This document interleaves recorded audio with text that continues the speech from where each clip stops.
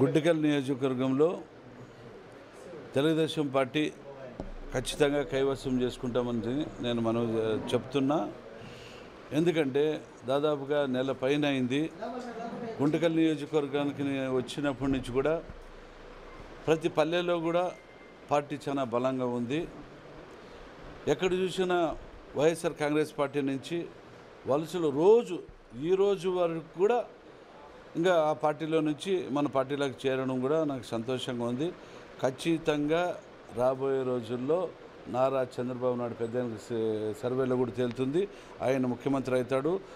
ఆయనకు బహుమానంగా ఈ గుంతకల్ నియోజకవర్గం కాబట్టి వాస్తు ప్రకారం నడుస్తుంది. కాబట్టి ఇక్కడ కూడా అన్ని రిపోర్ట్లు కూడా చెప్తున్నాయి, మీడియాలో అన్నీ చెప్తున్నాయి, గుంటకల్ తెలుగుదేశం గెలుస్తుందని చెప్తుంది. కాబట్టి ఈ సందర్భంగా గుంటకల్ నియోజకవర్గ ప్రజలందరికీ నా అభినందనలు తెలుపుకుంటున్నాను.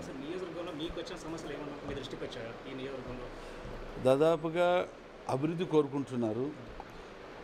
ఇన్ని సంవత్సరాలైనా తాగునీటి సమస్య తీర్చలేని పరిస్థితి ఉంది.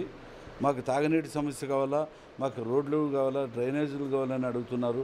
అదేవిధంగా కొంతమంది రైతులు ఆంధ్ర నుంచి ఇరిగేషన్ అయితే మాకు పంట పొలాలకి నీరు అందితే బాగుంటుంది అని కొన్ని చెరువులు నింపాలని కూడా అడుగుతున్నారు. ఎక్కువ ప్రజలందరూ అభివృద్ధి కోరుకుంటున్నారు. దాంతోపాటు ఇప్పుడున్న స్కీమ్స్, సూపర్ 6 స్కీమ్స్ చాలా అద్భుతంగా ఉండవని చెప్పి ప్రజలు అనుకుంటున్నారు. గ్రామాల్లో పోతే లేడీస్ అయితే అమ్మ మాకు ఇంత చాలా బ్రహ్మాండంగా ఉండే మా పథకాలు. ఆ రోజుల్లో అమ్మకి వడే అని చెప్పేసి ఒక్కరికి ఇచ్చేవాళ్ళు. ఇప్పుడు 4 పిల్లలు అంటే మాకు మంచిదైంది.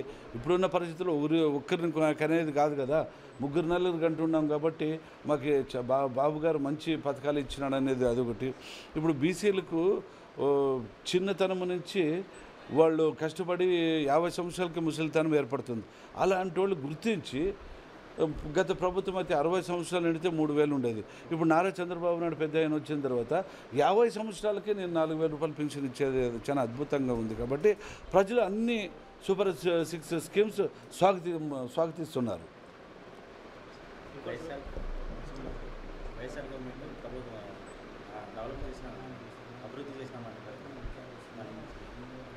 నేను వైఎస్ఆర్ కాంగ్రెస్ పార్టీలో నేను కూడా ఒక కార్మిక శాఖ మంత్రిగా ఉన్నాను. కానీ నేను ఒక కార్మిక శాఖ మంత్రి అని పేరుకి ఉన్నాను.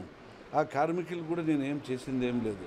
కొంతమంది ఎమ్మెల్యేలు, నాతో పాటు ఎమ్మెల్యేలు పనిచేసిన వాళ్ళు మీ కార్మిక శాఖలో గత ప్రభుత్వాలు ప్రతి ఒక్కటి మాకు స్కీమ్స్ ఇచ్చేటివి కన్స్ట్రక్షన్ బోర్డు వర్కర్స్కి, మరి మీరు ఏమైనా ఉన్నావని అడిగితే నేను వాళ్ళకి సమాధానం నాది ఒకటే ఉంటుండే, నేను ఏడుంది అమ్మఒడి, చేయూత, ఆసరా, ఆ బటానికే ఇది ఉంది. కానీ నేను కూడా ప్రచారం దాన్నే చేసుకుంటున్నాను. ఒక కార్మిక శాఖ మంత్రి కూడా నేనేమి ఫలానా ఇది చెప్పలేక పరిస్థితిలో ఉందని కూడా ఆ రకంగా మేము మాట్లాడుకోవడం కూడా జరిగింది.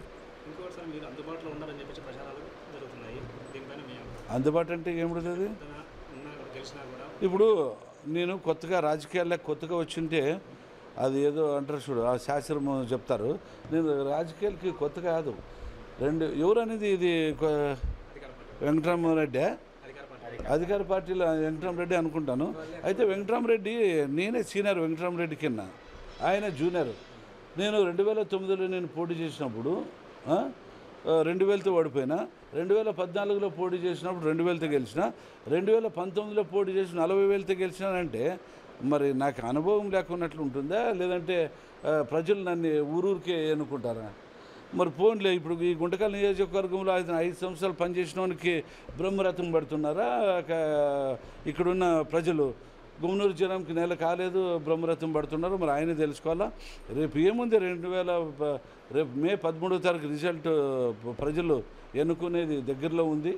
కాబట్టి ఆయన ఎవరు లోకల్, ఎవరు నాన్ లోకల్ అనేది కూడా తెలిసిపోతుంది. ప్రజలే నిర్ణయిస్తారని చెప్పి నేను ఈ సందర్భంగా నేను మనవి చేసుకుంటాను.